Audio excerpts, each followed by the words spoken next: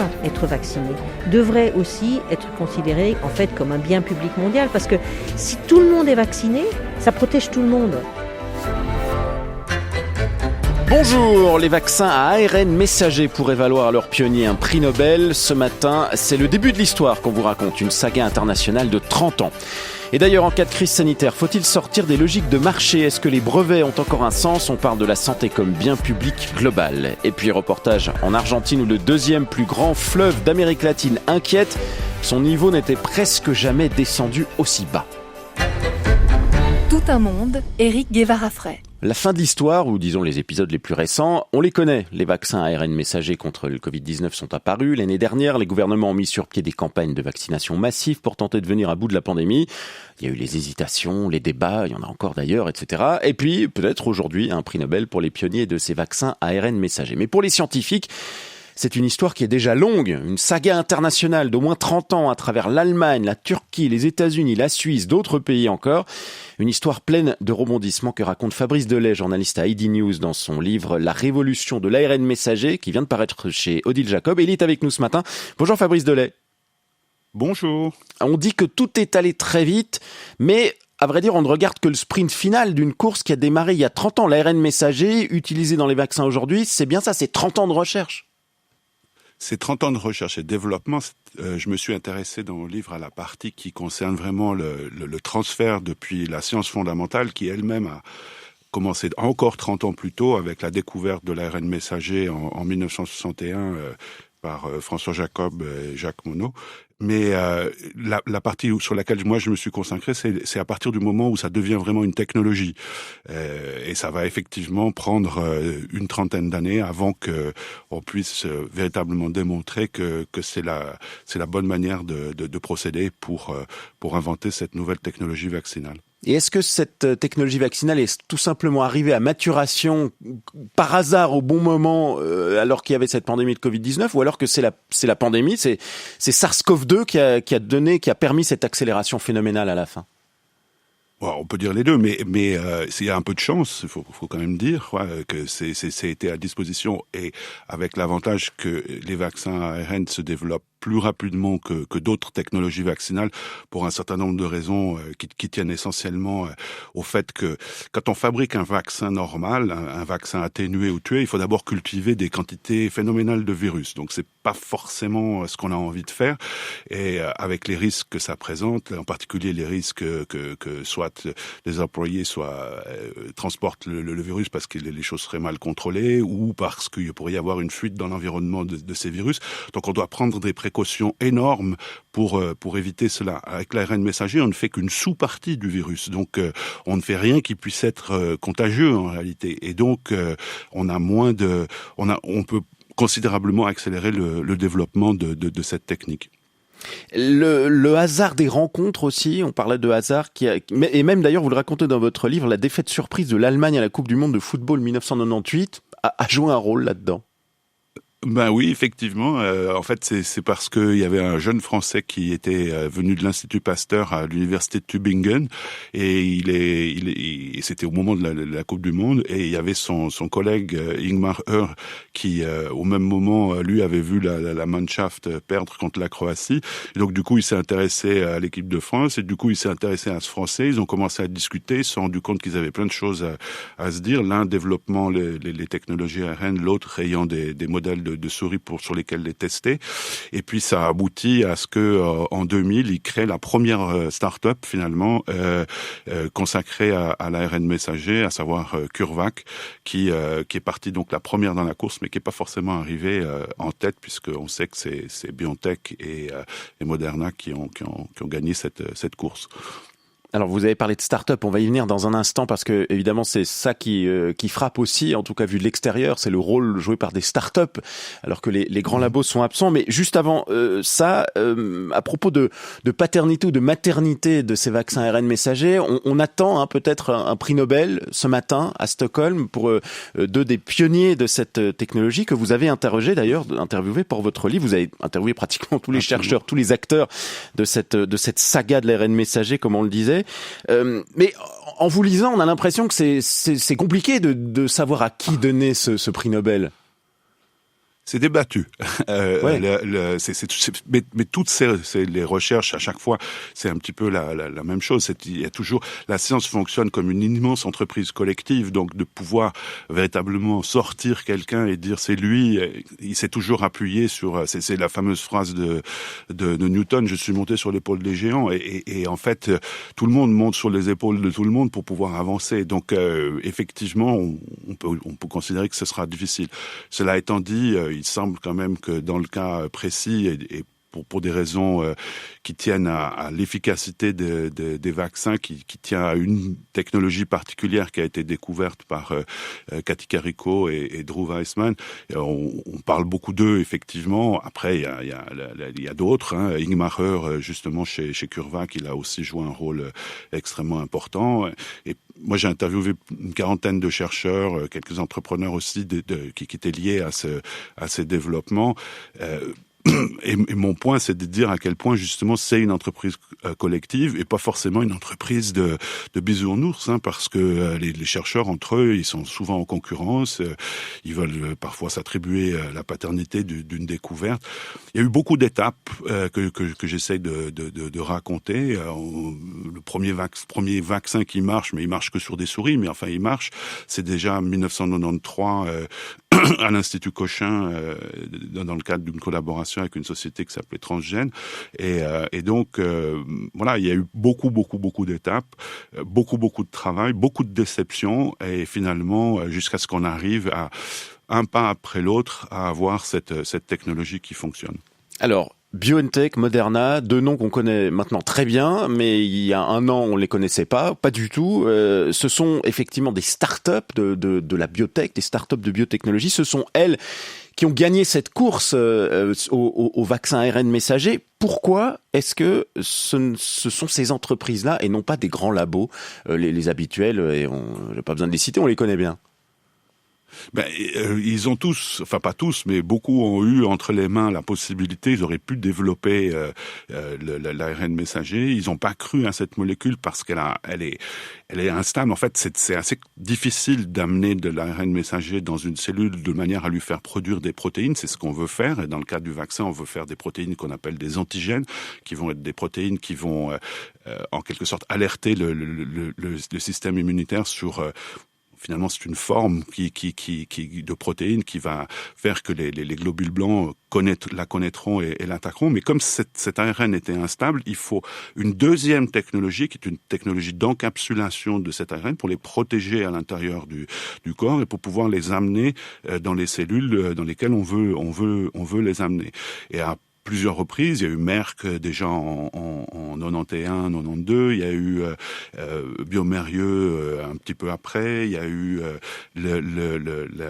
Novartis avait des choses entre les mains. Il y a pas mal de gens de l'équipe de Novartis qui a vendu ses vaccins à GlaxoSmithKline en 2015, mais en 2013, ils avaient rapidement pu développer un vaccin qui n'a pas eu d'utilité finalement, mais enfin, ils avaient quand même réussi la première phase. Mais ces grands labos ont loupé le virage parce qu'ils n'y ont pas cru, ils n'y croyaient pas? Ils y croyaient pas, et puis ils croyaient plus aussi, enfin, d'une manière générale, beaucoup de gens dans la biologie moléculaire pariaient plus sur l'ADN, qui est donc le précurseur de l'ARN, puisque le mécanisme, c'est, il y a l'information pour faire une protéine dans l'ADN. Cette information est transformée en ARN messager qui va aller s'exprimer dans une sous-partie de la cellule qui va produire la protéine, quoi. Donc, ils pensaient que, en partant directement de l'ADN, ce serait plus efficace parce que l'ADN est plus stable, et donc ils pensaient que ce serait, et en plus on avait des techniques pour pouvoir amener du matériel génétique dans la cellule. Avec l'ARN, on n'amène pas de matériel génétique, on amène seulement une sous-partie d'information qui est exprimée sur la forme de ce qu'on appelle des codons. C'est des associations de bases chimiques qui vont, en étant lues dans cette sous-partie de cellules qu'on appelle le ribosome, vont être transformées en protéines. Alors, donc ils ont pensé que ça marcherait pas. Ils ont pensé que ça marcherait pas et qu'il y avait des problèmes de rentabilité au bout, c'est ça? Bien sûr, en plus les vaccins, c'est pas forcément l'activité la plus rentable. Il y a eu depuis 1980, on a identifié quelque chose comme 8 ans de virus et on a développé 3 vaccins l'un contre. Donc en fait, les vaccins, c'est de loin pas ce qui rapporte le plus par rapport à des anticancéreux. Évidemment, c'est des médicaments qui sont beaucoup plus rentables. Alors, il nous reste malheureusement peu de temps, Fabrice Delay, mais les vaccins, c'est pas ce qui rapporte le plus. Il y a les remèdes aussi, et l'ARN messager ouvre, d'ailleurs vous en parlez à la fin de votre livre, ouvre tout un tas de perspectives Absolument. En termes de traitement, notamment la lutte contre le cancer. Vous citez les patrons de BioNTech qui ambitionnent d'utiliser cette technologie pour apprendre à notre système immunitaire à vaincre tous les cancers. Alors ça paraît quelque chose effectivement de fou et de très impressionnant. On parle de quel horizon là ? Özlem Türeci, donc la cofondatrice de BioNTech, a évoqué la date de 2022 pour un premier traitement. Je crois que c'est contre le mélanome. Donc on va voir. Il est en ce moment, il fait l'objet de tests cliniques. Donc on verra si effectivement. Dans le cas du cancer, en fait, la piste est un petit peu la même que celle des vaccins, parce que ce sont des vaccins anti-cancer. En fait, on cherche à identifier sur les cellules cancéreuses de nouveau des protéines qui sont caractéristiques de ces cancers et pour apprendre au système immunitaire à ensuite les attaquer et les détruire. C'est il le fait naturellement, mais il se trouve que les tumeurs cancéreuses, parce qu'elles sont malignes, sont capables d'échapper en quelque sorte au système immunitaire et donc on essaie de reconstruire cette défense quasi naturelle en réveillant en fait le système immunitaire et en lui disant voilà, c'est là qu'il faut attaquer.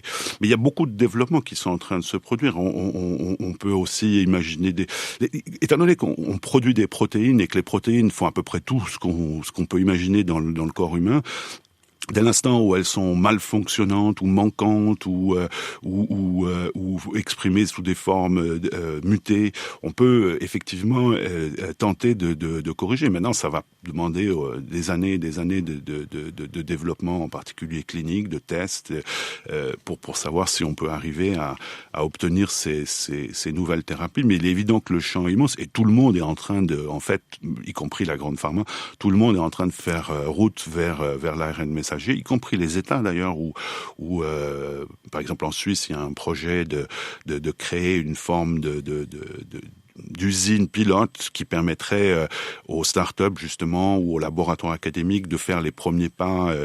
Ça s'appelle le projet Lighthouse. Et là, dans ce cas-là, les startups n'auraient pas besoin de construire des usines. Il y aurait une usine mutualisée pour toute la Suisse en fait, et qui permettrait de faire au moins les premiers développements cliniques, quitte à ensuite le transmettre à des fabricants plus gros.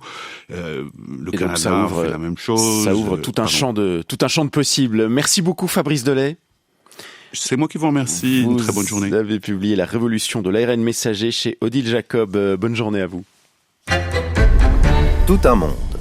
Une réponse globale, c'est la seule manière de lutter efficacement contre une pandémie. La crise du Covid-19 en fait la démonstration depuis 1 an et demi maintenant, avec en filigrane cette question fondamentale. La santé est-elle un bien public mondial ? Et faut-il, en cas de crise, sortir de la logique du marché, trouver un moyen de surmonter la division entre les pays et la compétition entre les industries de la santé ? Des questions Patrick Chaboudet abordées lors des rencontres géopolitiques de Nantes. Oui, une série de conférences organisées par l'IRIS, l'Institut des relations internationales et stratégiques. Et sur ce thème de la santé comme un bien public mondial, eh bien le vaccin est un cas d'école très intéressant. Marie-Paule Kieny est directrice de recherche à l'INSERM, l'Institut national de la santé et de la recherche médicale, et elle fait une distinction entre la recherche et la commercialisation. On ne peut pas vraiment considérer le vaccin, l'objet vaccin, comme un bien public mondial. En fait, c'est un bien privé.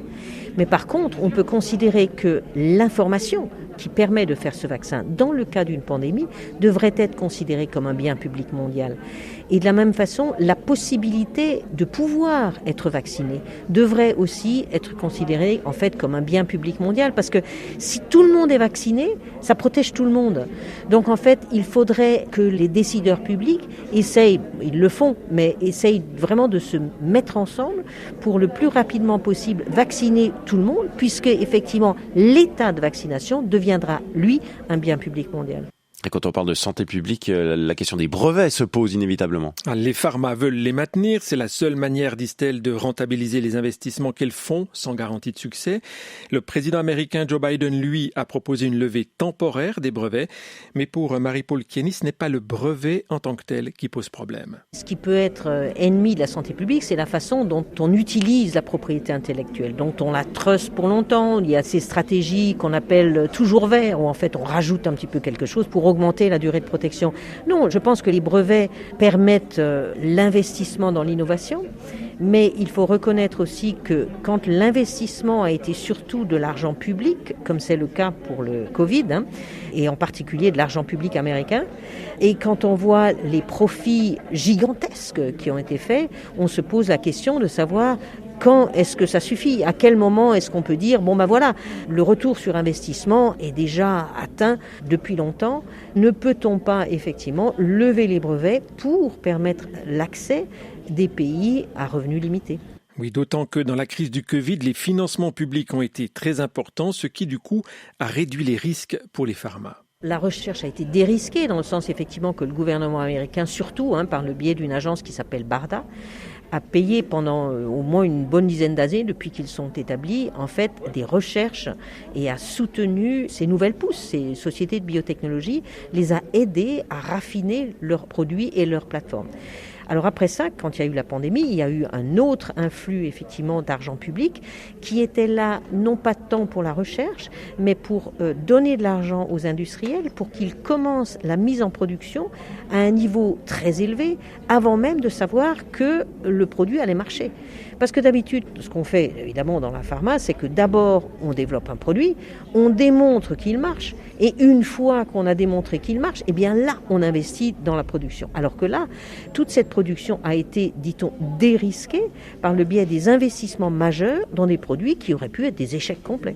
Et il y a dans l'histoire récente d'autres modèles intéressants pour faire face à des pandémies comme celle de la grippe. Les pandémies qui peuvent avoir des conséquences très lourdes. L'épidémie de grippe espagnole après la Première Guerre mondiale, c'était 50 millions de morts. Et c'est justement pour éviter une telle catastrophe qu'a été créé en 1947 le réseau de surveillance mondiale de la grippe, avec des laboratoires dans le monde entier qui observent les mutations du virus de la grippe et partagent leurs connaissances pour préparer rapidement des vaccins. Cela fonctionne de manière efficace. Maurice Cassier, sociologue, directeur de recherche au CNRS et spécialiste des questions de médecine et de santé. Tout à fait. Et il fallait nécessairement le concevoir comme un bien mondial, vu les variations du virus, vu les mutations qui pouvaient survenir. Il fallait vraiment coopérer pour suivre. Et il fallait coopérer aussi pour produire rapidement le vaccin et avoir donc une capacité aussi industrielle suffisante. Donc on fonctionnait selon un principe en fait de don, de partage à la fois des virus, du vaccin prototype, et ensuite le vaccin devenait marchandise une fois qu'il était industrialisé, mais en aucun cas il y avait de monopole, ni sur le virus, ni sur le vaccin prototype. Maurice Cassier relève qu'il y a également dans la pandémie actuelle des éléments de bien public mondial. Un aspect notamment a bien fonctionné, le partage de l'information scientifique. Dès que le virus a été séquencé, il a été mis sur une plateforme de partage des séquences auxquelles tous les chercheurs peuvent accéder.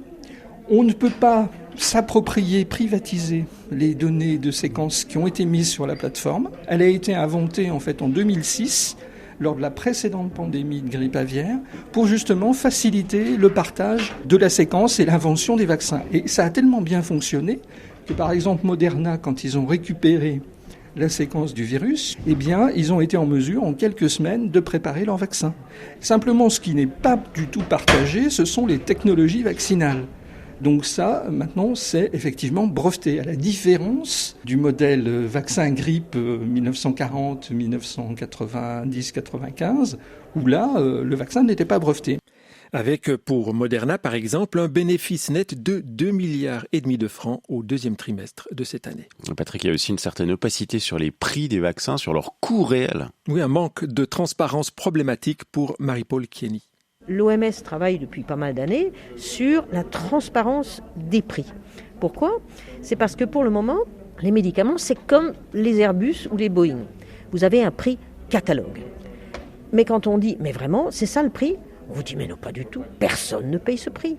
Parce qu'il y a des remises, il y a des choses exceptionnelles. Et en fait, personne ne sait combien les autres payent. Donc effectivement, arriver à œuvrer pour une transparence des prix, que tout le monde sache effectivement combien les gens payent et combien a coûté la recherche, pourrait être une façon de faire pression, non pas pour des prix bas. Les prix ne peuvent pas toujours être bas, mais pour des prix justes et qui sont en rapport avec l'investissement dans la recherche, dans le développement, dans la production qui ont été réalisés. Une opacité sur les prix qui permet à certains pays comme la Russie ou la Chine de mener une forme de géopolitique du vaccin avec des prix plus bas ou même des transferts de technologie. Maurice Cassier. Il y a une géopolitique au sens où les pays qui détiennent ces technologies vont l'utiliser effectivement pour étendre leur influence. Et ce qu'on voit actuellement, c'est les politiques de transfert de technologie des laboratoires chinois vers l'Amérique latine, vers l'Afrique, y compris vers l'Europe orientale. Dans le contexte de compétition entre États-Unis et Chine, ça a été aussi une réponse à la Chine, de la part de Biden, de dire nous aussi on est prêts à s'inscrire dans ces schémas de partage des technologies. Donc pour une fois, effectivement, on ne va pas être à la table de l'OMC les éternels opposants à la levée des brevets. Ce qu'ils ont été, en fait, depuis 1994, depuis la création de l'Organisation mondiale du commerce. Mais on a bien vu les réactions négatives qu'a suscité la proposition de Joe Biden. La levée des brevets n'est sans doute pas pour demain. Merci Patrick Chaboudet. Jordan Davis, RTS Info, Washington. Berlin, Tunis, Rome, Paris. RTS Info, Londres. Sydney, Rio de Janeiro. Miguel Poker, RTS Info, Shanghai. Tout un monde. Depuis 2 ans, le Rio Paraná, deuxième plus grand fleuve d'Amérique latine, connaît l'une des baisses de niveau les plus importantes de son histoire. En Argentine, là où il termine sa course avant de se jeter dans l'Atlantique, le gouvernement a décrété l'état d'urgence hydrique pour faire face à une situation qui affecte l'accès à l'eau potable, la navigation commerciale et puis qui fragilise l'écosystème du bassin fluvial. Voici le reportage de Théo Conscience. Dans le yacht club de Rosario, les rades sont à sec et les voiliers désespérément bloqués au sol. Cela va faire 30 ans que je travaille ici au Yacht Club et c'est la première fois que je vois une baisse aussi importante et aussi prolongée dans le temps. À bord d'un petit bateau à moteur, Nelson nous emmène devant le limnimètre du club, la grande échelle qui permet en temps normal de mesurer le niveau du fleuve. C'est vraiment insolite ce qu'on voit. L'échelle est complètement dans l'air. Jorgelina Iba est journaliste à Rosario. Elle a réalisé un documentaire sur cette baisse extraordinaire du Rio Paraná. Depuis des mois, elle voit régulièrement le niveau du fleuve passer en dessous de celui de la mer à cause d'un débit inférieur de moitié à sa moyenne historique. Il faut ajouter à cela qu'il y a un pronostic grandissant d'avoir une nouvelle année Niña. La Niña, c'est le phénomène de sécheresse, de manque de pluie, et permet de penser que le scénario va être encore pire que la baisse historique de 1944, quand le fleuve à Rosario a marqué moins 1,40 m environ. Un scénario inquiétant qui fait craindre notamment pour l'approvisionnement en eau potable.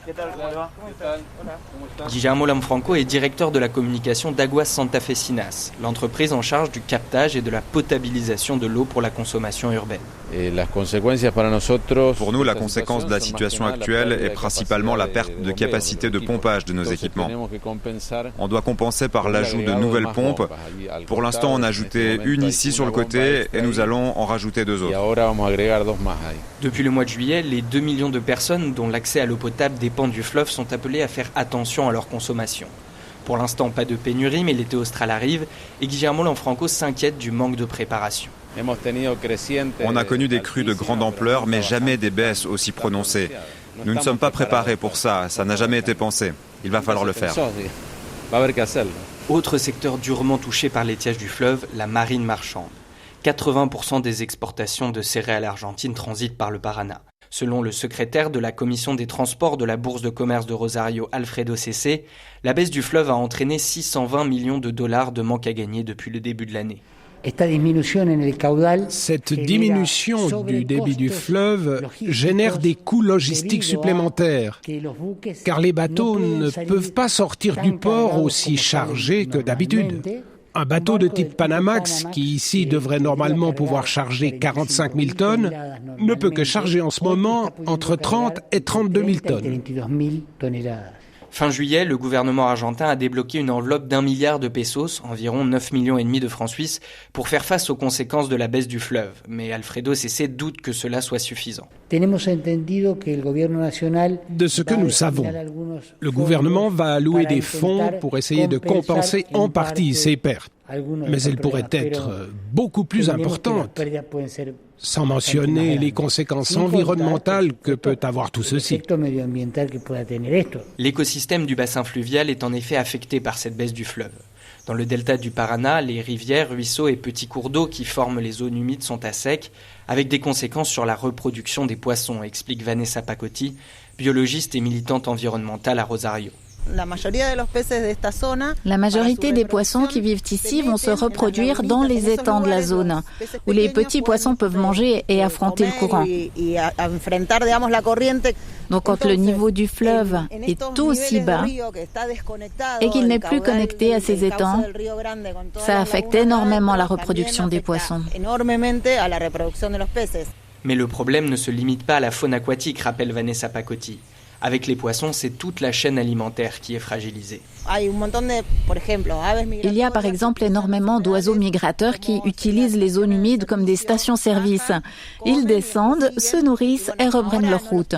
En ce moment, ils ne peuvent plus le faire et ça affecte de manière critique toutes ces espèces. À cela, il faut enfin ajouter la multiplication des incendies, favorisée par l'assèchement des cours d'eau qui servent normalement de coupe-feu naturel. Depuis 2 ans, dans le bassin du Paraná, 900 000 hectares sont partis en fumée, selon le décompte des associations environnementales. Théo Conscience pour RTS Info, Rosario.